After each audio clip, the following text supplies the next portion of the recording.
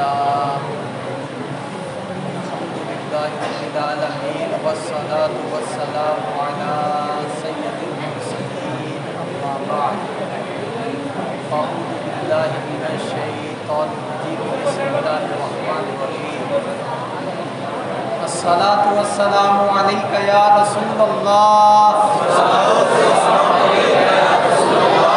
وعلى آلك وأصحابك يا حبيب الله الصلاة والسلام عليك يا نبي الله وعلى آلك وأصحابك يا نور الله اعتکاف کی نیت کر لیجیے نویت سنت الاعتکاف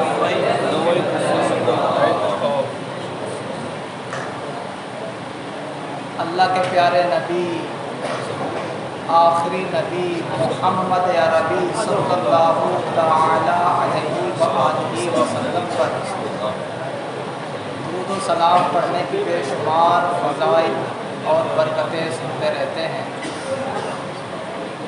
تاہم ایک حدیث پاک ملاحظہ فرمائیے۔ ہمارے اور آپ کے نبی محمد عربی صلی اللہ تعالی علیہ وآلہ وسلم نے ارشاد فرمایا، زینوا مجالسکم بالصلاۃ علیہ، کہ مسلمانوں تم اپنی مجلسوں کو مجھ پر درود پاک پڑھ کر آراستہ کرو، کہ بے شک تمہارا درود پاک پڑھنا بروز قیامت تمہارے لیے نور ہوگا۔ سبحان اللہ، صلو علی الحبیب صلی اللہ علیہ وسلم۔ پیارے اور محترم اسلام بھائیو، ہم اور آپ بڑے ہی خوش نصیب ہیں کہ اللہ کا پاکیزہ کلام قرآن پاک آج ختم ہوا۔ الحمدللہ قرآن پاک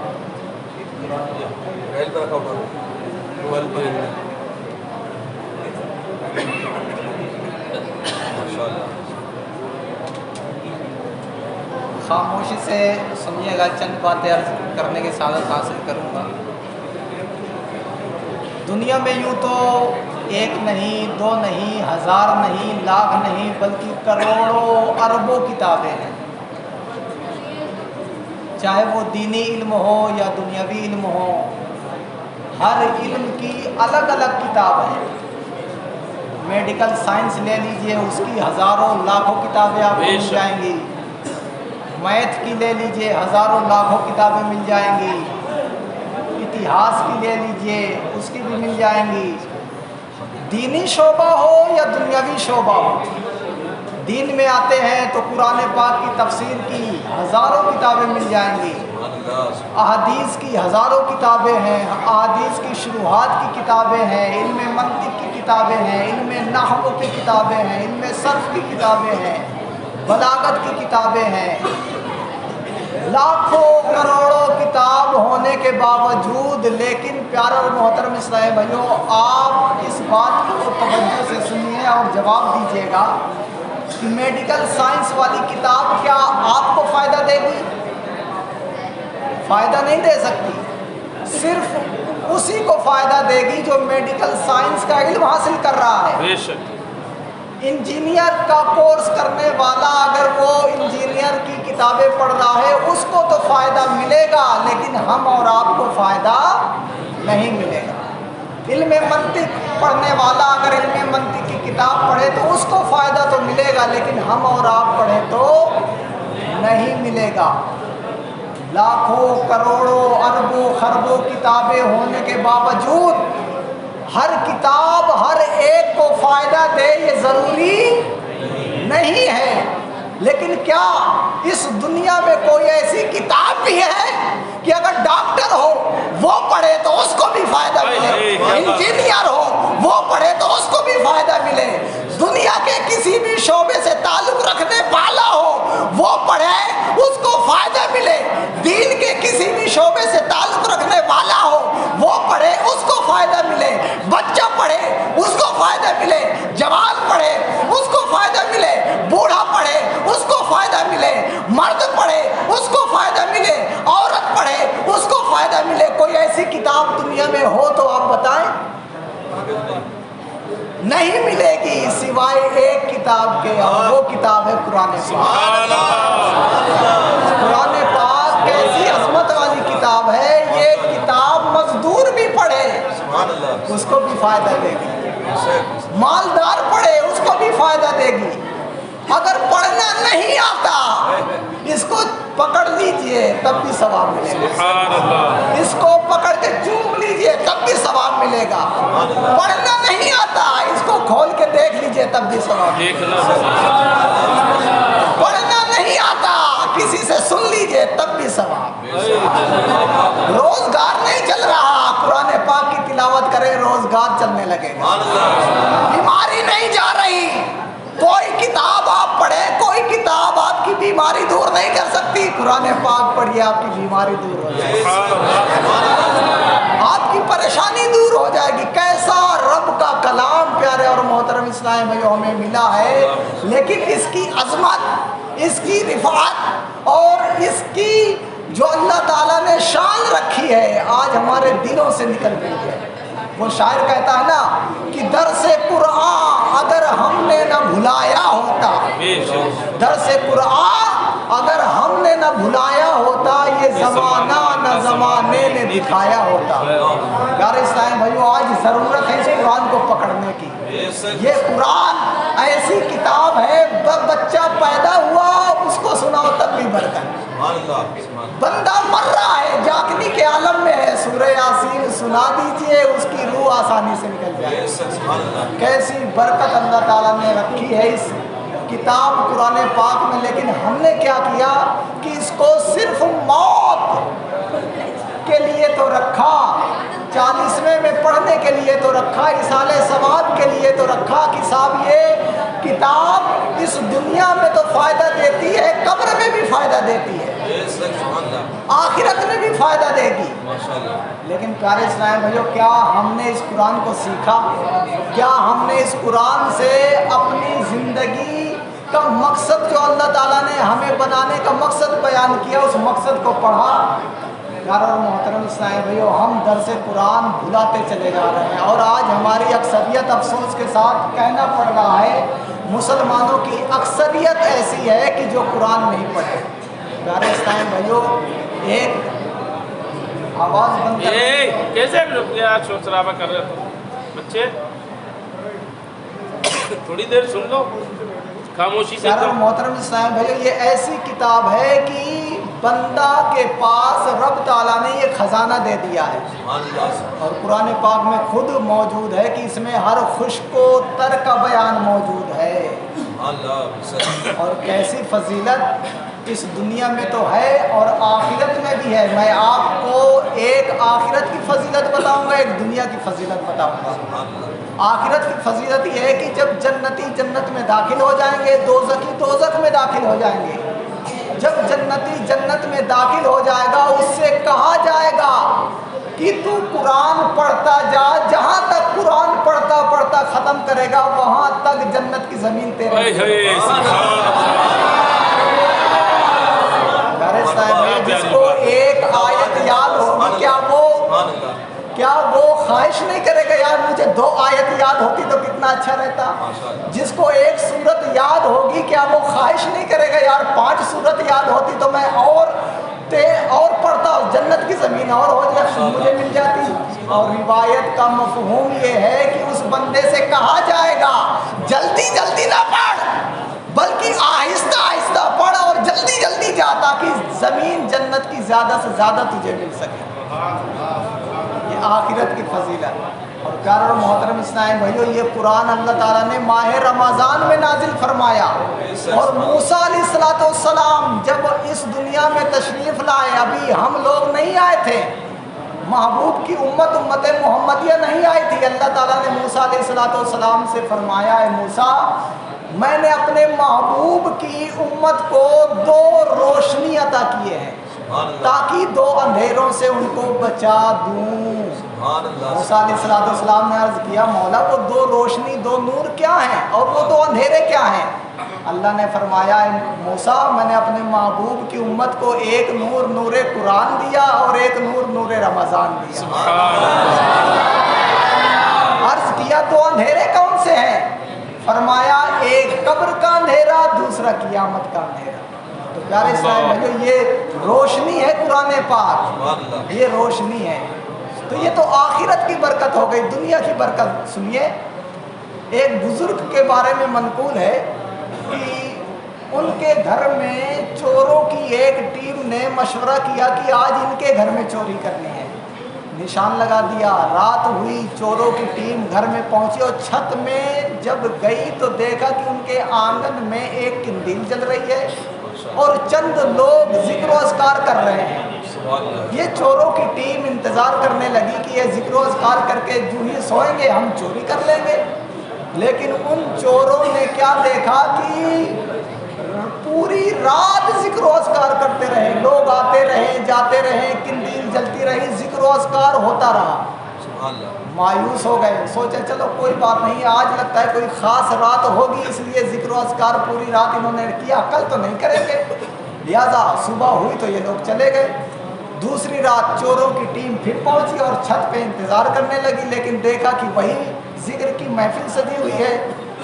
1 گھنٹہ ہوا، 2 گھنٹہ ہوا، 3 گھنٹہ ہوا، یہاں تک کہ صبح ہو گئی، لوگ جانے کا نام نہیں لے رہے، پھر مایوس ہو کر آ گئے۔ اسی طرح انہوں نے 2 دن، تیسرا دن، چوتھا دن، 1 ہفتہ ایسے ہی کیا، لیکن پورا کا پورا ہفتہ گزر گیا، وہ محفل ختم نہ ہوئی۔ مجبور ہو کر چوروں کی ٹیم اس بزرگ سے ملاقات کرنے کے در پہ ہو گئی اور ملاقات کر کے کہنے لگے کہ حضور آپ کے گھر میں یہ کون لوگ آتے ہیں جو رات بھر ذکر و اذکار کرتے ہیں، کیا آپ لوگ سوتے نہیں ہیں؟ وہ بزرگ نے کہا میں رات بھر ذکر و اذکار کرتا ہوں، نہ میں تو قرآن پاک کی چند آیات پڑھ کے تو سو جاتا ہوں، آپ یہ کیسے کہہ رہے ہیں کہ میرے گھر میں رات دن ذکر و اذکار ہوتا ہے؟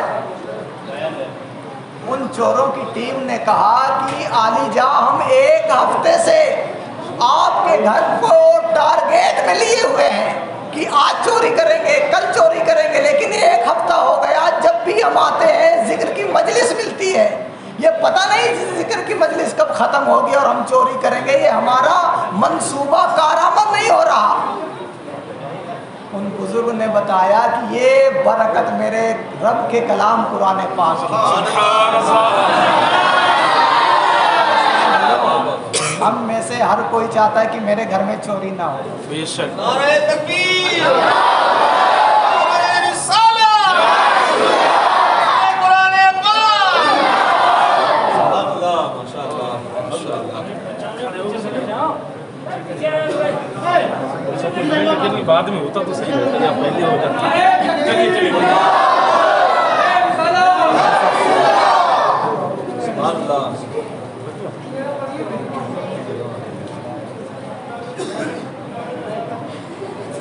تو یہ قرآن پاک کی چند آیات پڑھ کر سونے کی برکت یہ ہے کہ اللہ تعالیٰ فرشتوں کے ذریعے اس کے گھر کی حفاظت فرماتا ہے۔ اب ایک سورت کا نام آپ نے سنا ہوگا، آیت الکرسی۔ آیت الکرسی، جی۔ آیت الکرسی کی برکت سنیے۔ کتابوں میں لکھا ہے کہ جو شخص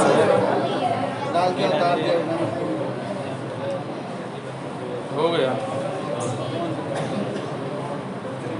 جو شخص سونے سے پہلے آیت الکرسی پڑھ لیتا ہے اس کے گھر میں چوری نہیں ہو سکتی۔ بہت پیاری بات ہے۔ بس اس کے گھر میں نہیں صاحب، بتایا گیا اس کے گھر کے سامنے 40 گھر میں چوری نہیں ہو سکتی، اس کے گھر کے پیچھے 40 گھر میں چوری نہیں ہو سکتی، اس کے گھر کے دائیں جانب 40 گھروں میں چوری نہیں ہو سکتی، اس کے گھر کے بائیں جانب 40 گھروں میں چوری نہیں ہو سکتی۔ پتہ چلا ایک آیت الکرسی پڑھنے سے 160 گھر محفوظ ہو جاتے ہیں۔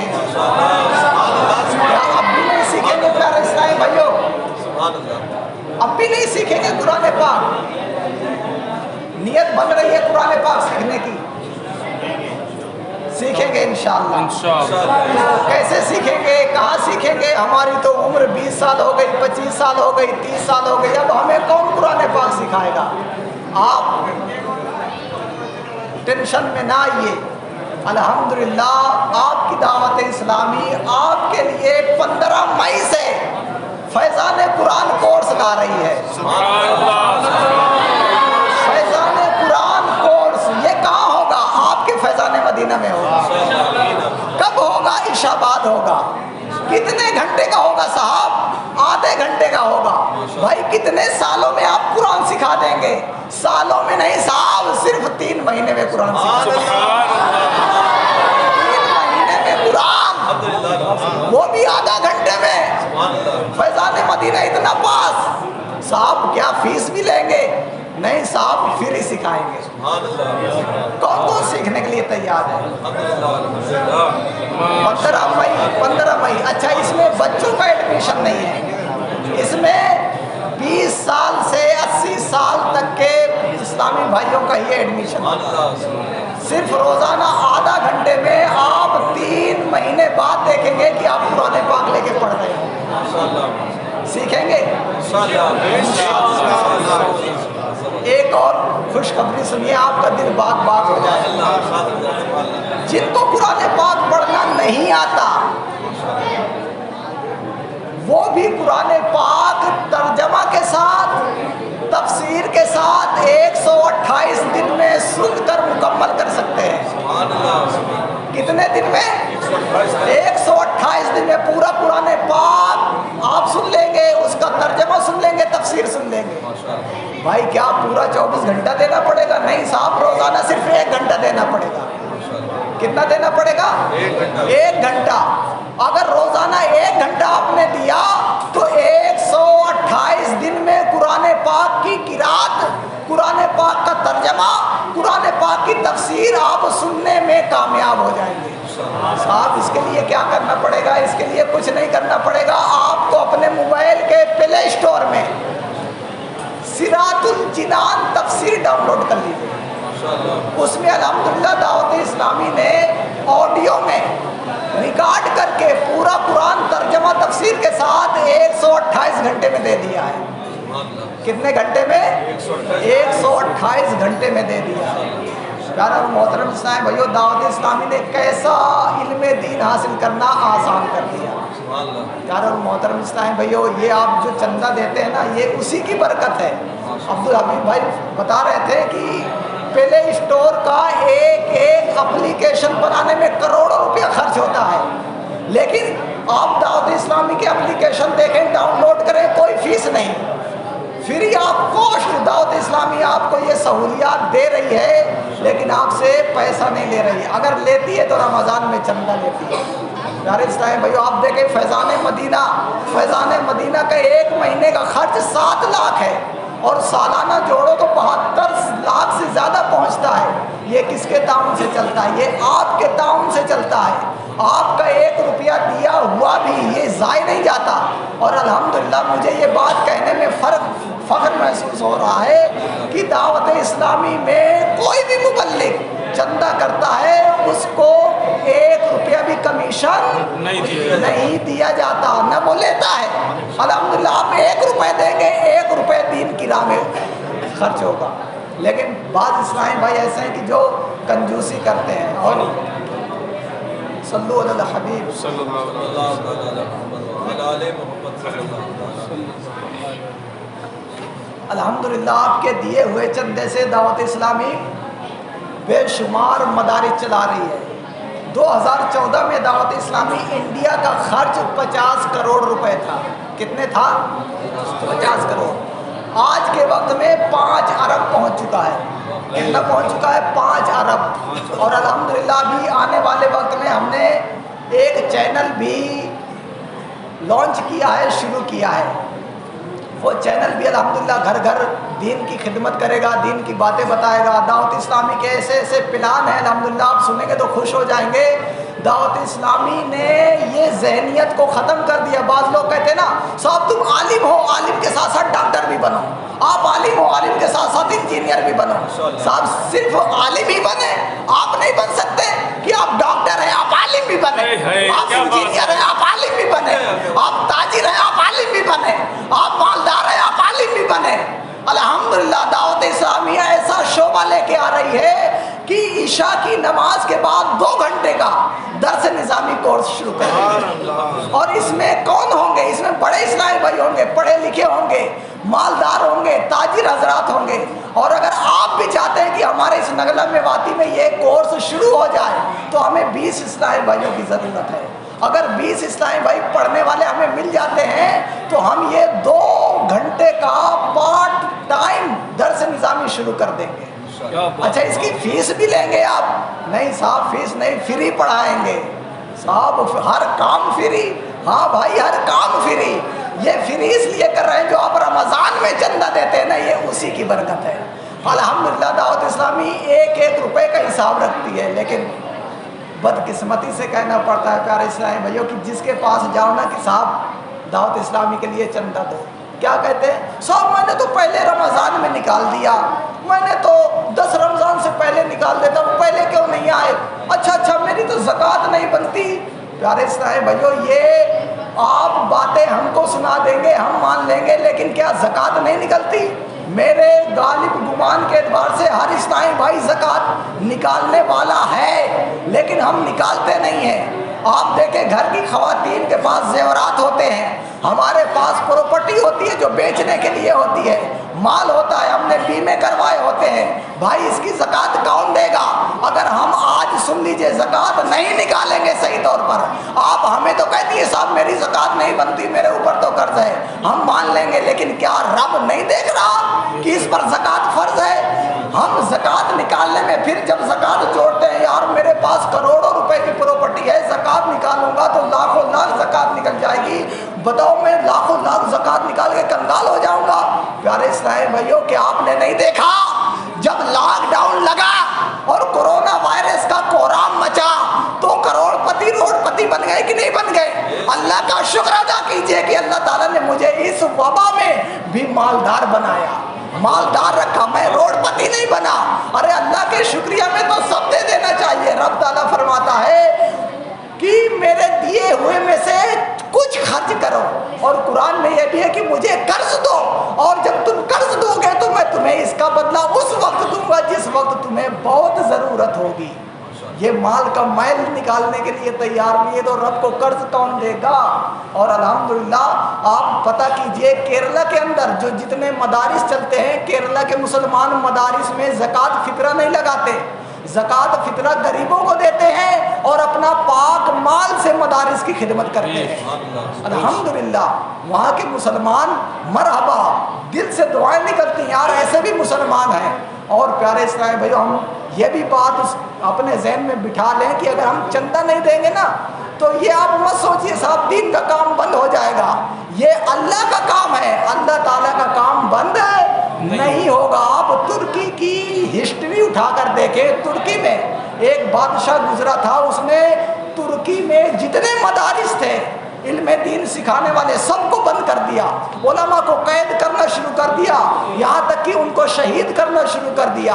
دین کو ایک دم مٹانے پر تلا ہوا تھا, اور یہ 100 سال پرانی بات ہے. تو کیا وہاں سے علم دین مٹ گیا؟ تاریخ کے پنوں میں لکھا ہے کہ علماء گاؤں کی طرف کوچ کر گئے اور علماء کسانی کرنے لگے, اور علم دین سیکھنے والے ان کے پاس آئے اور کس طرح علم سکھاتے تھے کہ ایک عالم صاحب ہل جوت رہا ہے اور اس کے طلبہ بیج ڈال رہے ہیں, اور ہل جوتنے کے ساتھ ساتھ وہ عالم دین علم سکھا رہا ہے, وہ بچے بیج ڈال ڈال کر علم دین سیکھ رہے ہیں. کیا ان کو چندہ نہیں ملا تو کیا علم دین بند ہو گیا؟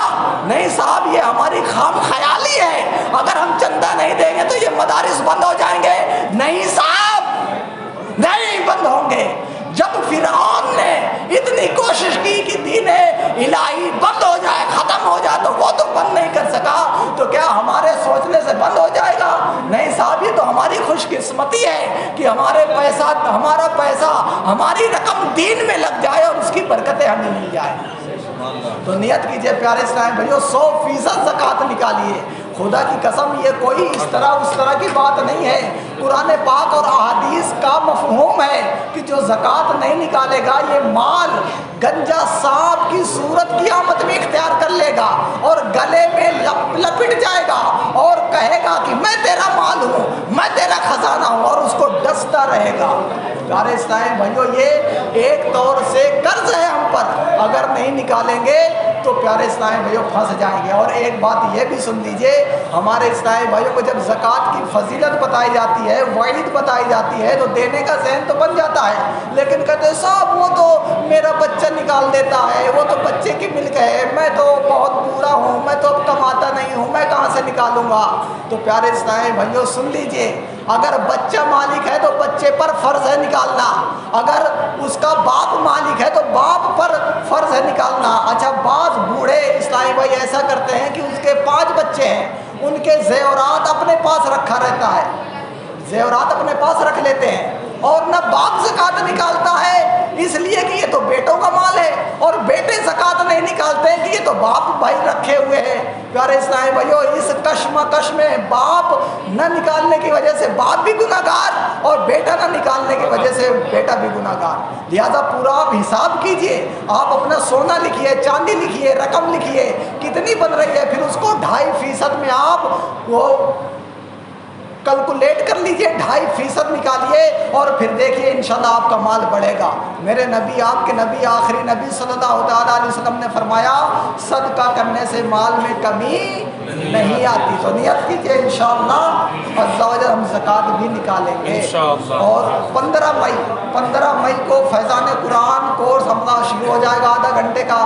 اس میں 20 سال سے لے کر 80 سال کے اسلامی بھائیوں کا ایڈمیشن ہوگا, وہ بھی فری. تو آپ اس میں ضرور شرکت کریں. اللہ تعالیٰ کی بارگاہ میں دعا ہے کہ ہمیں عمل کرنے کی توفیق عطا فرمائے. آمین بجاہ نبی آمین صلی اللہ علیہ وسلم.